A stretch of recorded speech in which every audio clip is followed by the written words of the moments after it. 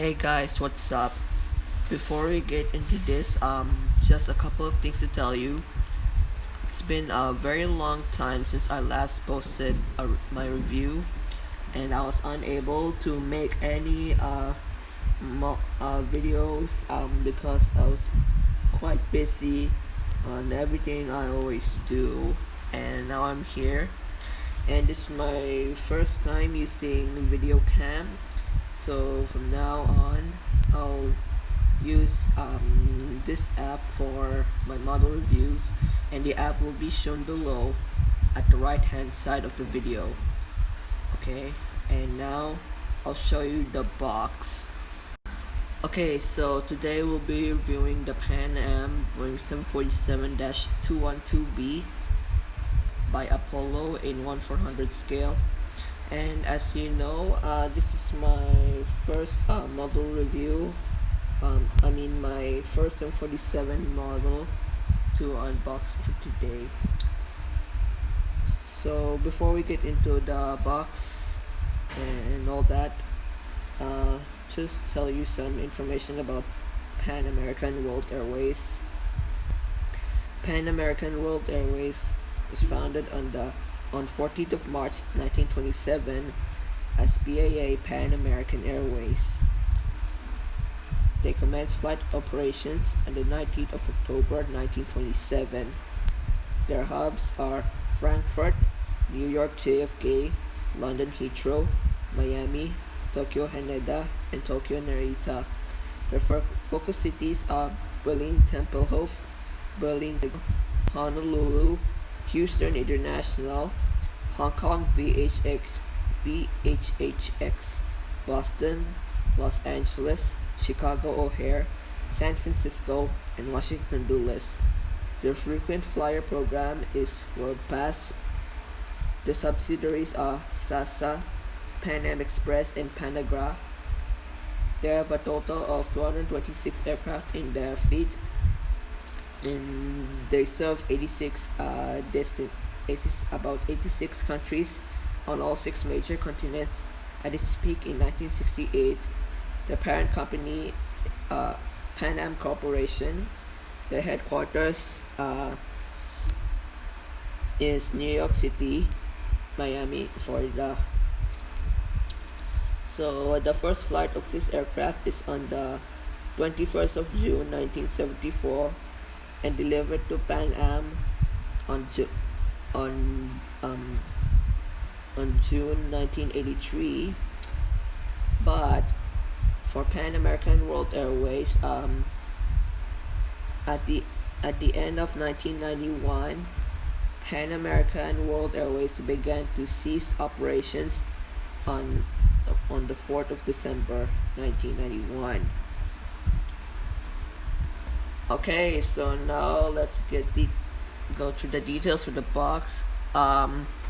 They have 2 versions of this aircraft, and I got one of them only. So yeah.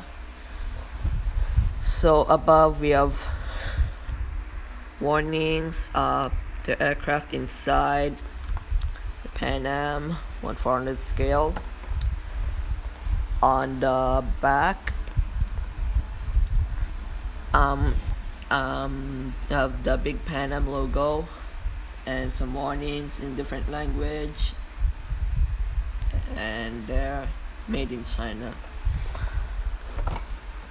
So on the top, this is the 200 version, which I'll be unboxing today.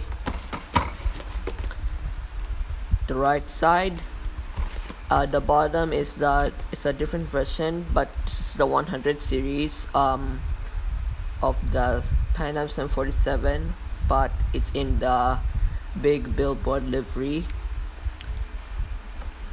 which I did not get. And the left side,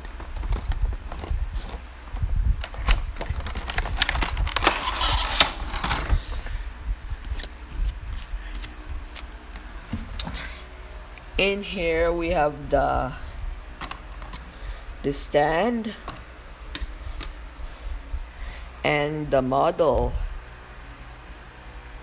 Okay guys, so now I got the model out of its packaging, and we will start here on the port side. So first we have the cockpit windows, window wipers,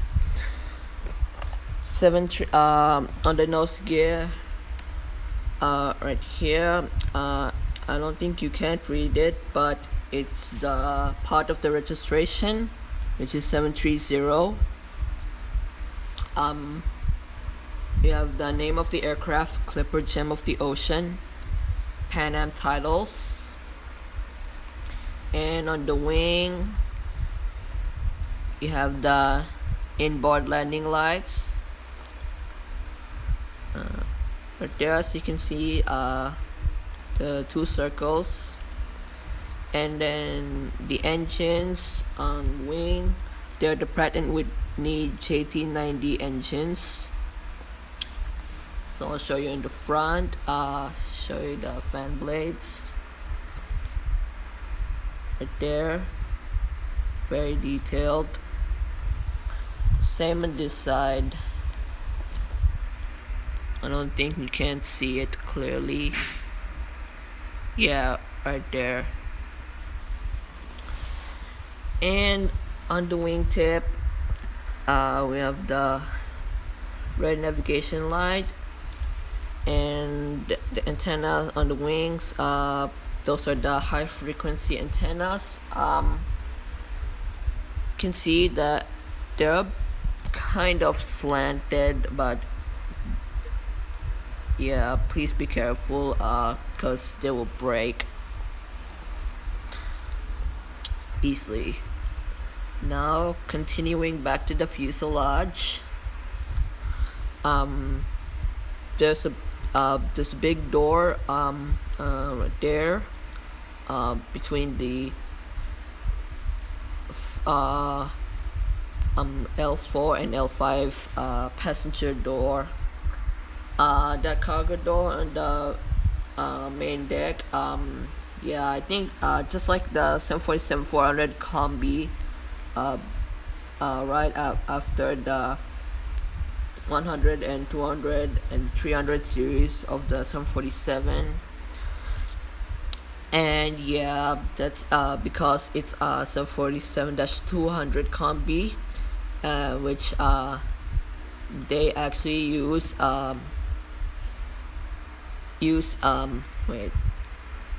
which they actually use this area to load cargo in there. Okay, and now have the registration, which is not N730PA, and on the tail we have the Pan Am logo and the American flag, which means that Pan Am is the flag carrier of the United States. I'll show you the APU.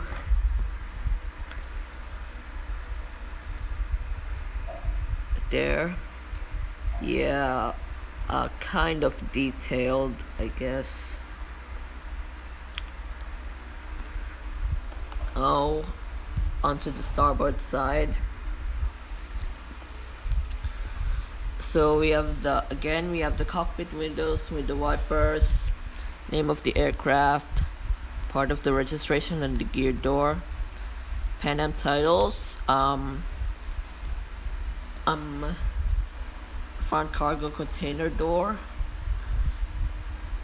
and also the emergency exit on the upper deck there. Inboard landing lights, the Pratt & Whitney JT90 engines, wingtip, green navigation light, and then the antenna on the wings. Again, it's slanted, so I think both sides. Continuing back to the fuselage, rear cargo container door, and then the booking door, the registration, the logo, and the American flag. Okay, so now I'll show you the bottom and the top of the aircraft. So here's the bottom of the aircraft, where you see the nose gear, the gear door, Apollo logo right there, and then you have the hole for the stand. There's the main gears, main landing gear, the bay doors, very detailed. Continuing down,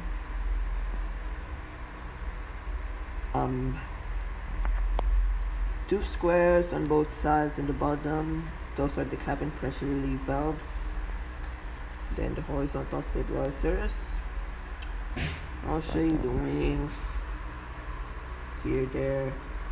Flaps, slats, ailerons, engines. The antenna on the wings. Same on this side. Okay. Now I'll show you the top of the aircraft. So here's the top of the aircraft, where you see the cockpit, windows, pilot escape hatch door. There's anti-collision beacon light. The two dots at the middle of the aircraft, those are the ADF antennas. Continuing down, tail, horizontal stabilizers. I don't see any illuminator lights, but typically they might have forgotten to put the two dots on both stabilizers, but it's fine. Show you the wings, flaps, slats, ailerons, spoilers, the engines, antenna there. Same on this side. Okay. Okay guys, now before I put the model on the stand, just show you just an issue with this aircraft. If you look at the bottom, you'll see that the center gears are fuselage. I think one of them are very loose. See that this one is kind of loose there. Don't worry, it's not gonna bother me, because they won't fall off or they won't break easily. This one on the left side is a bit loose, it rocks like that. This one rocks a lot. Yeah, they might have glue it inside fuselage, and yeah, just what I've seen in other videos, just like the in-flight 400s or the in-flight 500 models with 747, they always have that kind of issue. Alright, now I'm gonna put the model on stand.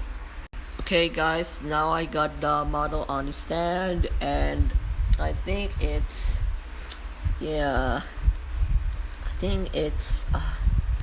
not sitting on the top stand. Yeah, you can see there. Yeah, it's not sitting properly because I think there seems to be like too much weight on this model. Maybe I think that's why, but it's fine. I'm not gonna display it in the stand because I don't want it to fall down. and I'm not gonna turn it around for you guys because the model will fall off stand. So this is now the end of the review. I hope you enjoy it. Please like, comment, share, and subscribe. As always, thank you for watching.